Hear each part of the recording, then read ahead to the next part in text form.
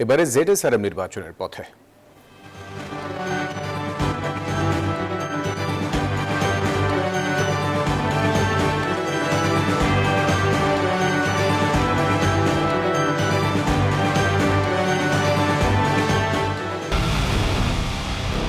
পুরো দেশের মুখে হাসি ফোটাতে নিজেকে হতে হয় স্ট্রং, আর মনোবল হতে হয় স্পার্ক জিরো। জেডএসআরএম 25 বছরের পথ চলায় নিরাপদে রাখার প্রত্যয়ে।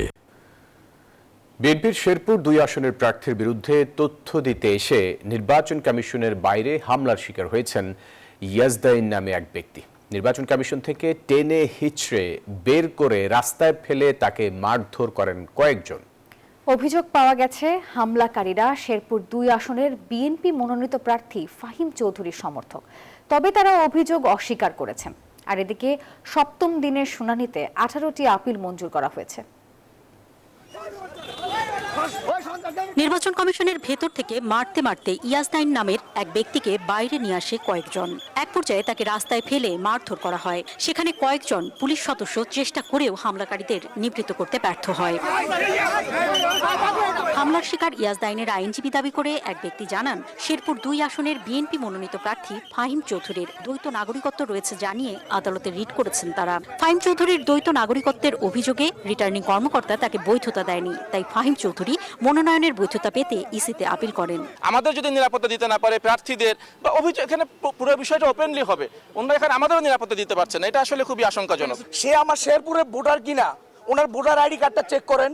সে আমার দলের ভারপ্রাপ্ত চেয়ারম্যান নমিনেশন দিছে।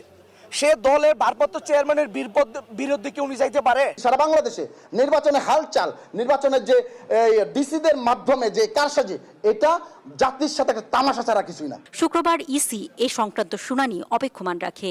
শেরপুর 2 আসনে 5 জন প্রার্থীর মধ্যে জামায়াতে ইসলামী ও ইসলামী আন্দোলনের 2 প্রার্থীকে বৈধতা দিয়েছেন রিটার্নিং কর্মকর্তা। একজন স্বতন্ত্র, আরেকজন বিএনপির ফাহিম চৌধুরী, অপর আরেকজনের প্রার্থিতা বাতিল হয়।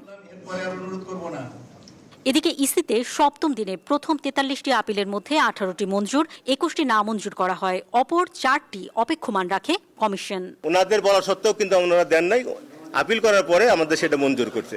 আমরা আমাদের প্রার্থিতা ফিরে পেয়েছি। প্রার্থীকে 12 ঘন্টা অথবা 24 ঘন্টা অথবা 2 দিনের যেন সময় দেয় ছোটখাটো ভুলগুলো সংশোধন করার জন্য। আমরা এখানে আপিল করি, মাননীয় কমিশনার মহোদয়গণ আপিল শুনানি অন্তে আমাদের আপিলটা আলহামদুলিল্লাহ মঞ্জুর করছেন। আমরা চাই একটি অবাধ, সুষ্ঠু ও নিরপেক্ষ নির্বাচনের জন্য বাংলাদেশ নির্বাচন কমিশন প্রয়োজনীয় ব্যবস্থা গ্রহণ করবেন।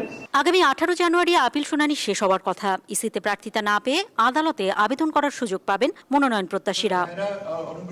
অন্তরা বিশ্বাস, নিউজ 24, ঢাকা।